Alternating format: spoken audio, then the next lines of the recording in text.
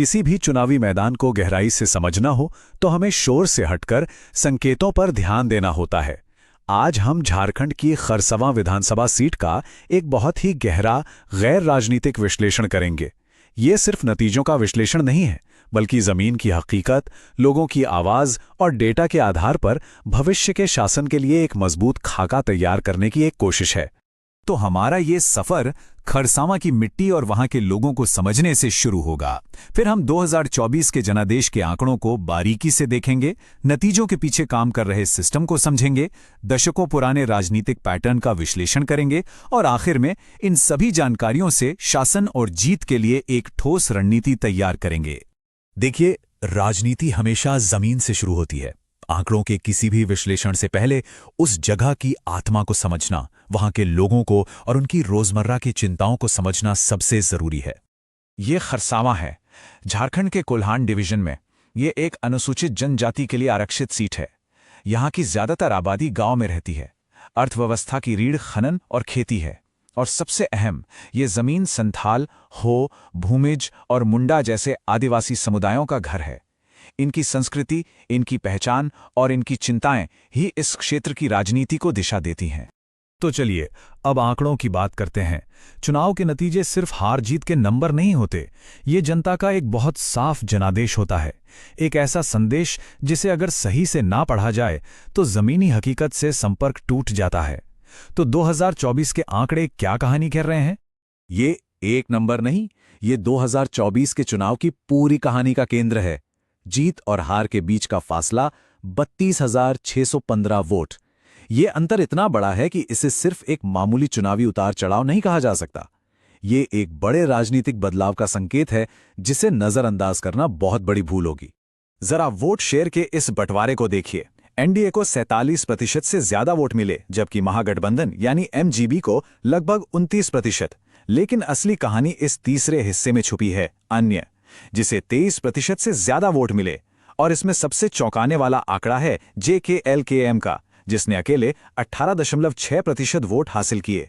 यही वो फैक्टर है जिसने पूरे चुनाव का समीकरण ही बदल कर रख दिया। चलिए थोड़ा समय लेकर इस टेबल को समझते हैं।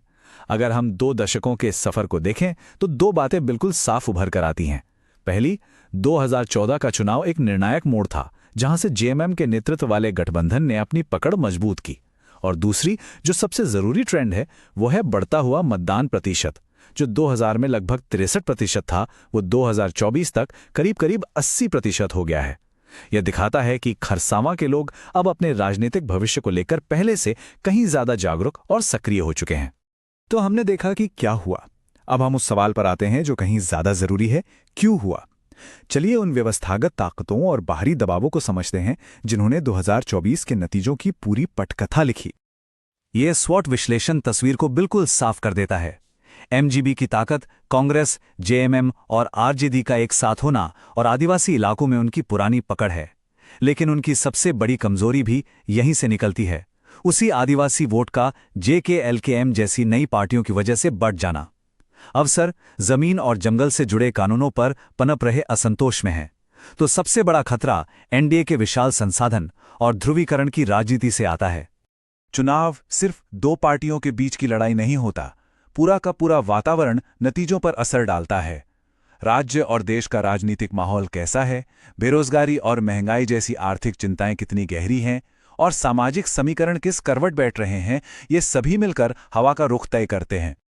और इन सबके साथ साथ पर्यावरण, कानून और टेक्नोलॉजी की भूमिका भी लगातार बढ़ती जा रही है। जंगल पर अधिकार और खनन से जुड़ा प्रदूषण, ये आदिवासी पहचान के मूल मुद्दे हैं। लैंड बैंक जैसी नीतियां और नेताओं पर चल रहे कानूनी मामले वोटरों के मन में सीधी हलचल पैदा करते हैं। और अब हर हाथ में मौजूद मोबाइल और व्हाट्सएप, सूचना और गलत सूचना दोनों का सबसे बड़ा मैदान बन गया है।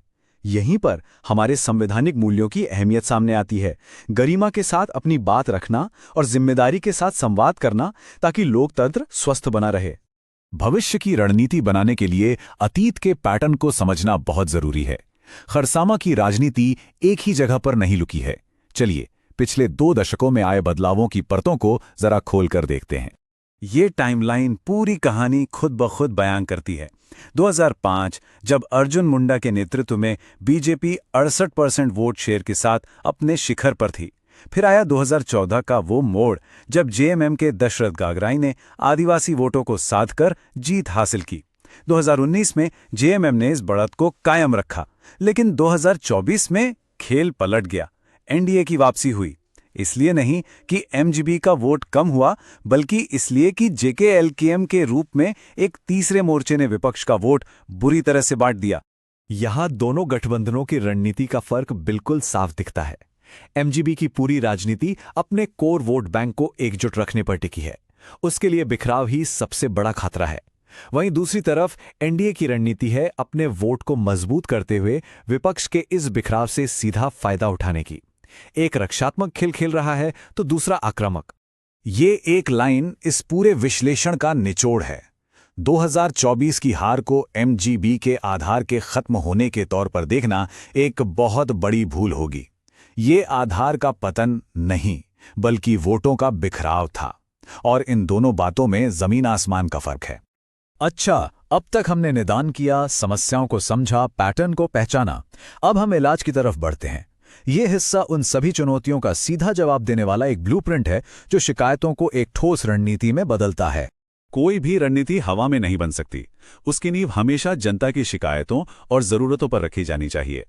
खरसावा में लोगों के सबसे बड़े मुद्दे हैं आदिवासी जमीन के अधिकारों का डर, रोजगार की भारी कमी और मनरेगा में देरी, स्कूलों और अस्पतालों की बदहाली और खराब सड़कें, बिजली और पानी की समस्या। यही असली एजेंडा है। तो सबसे बड़ा सवाल यही है, इन गहरी और असली समस्याओं को दूर करने और जनता का भरोसा दोबारा हासिल करने का रास्ता आखिर है क्या? इसका जवाब एक अनुशासित 4 स्तंभों वाले सिद्धांत में है।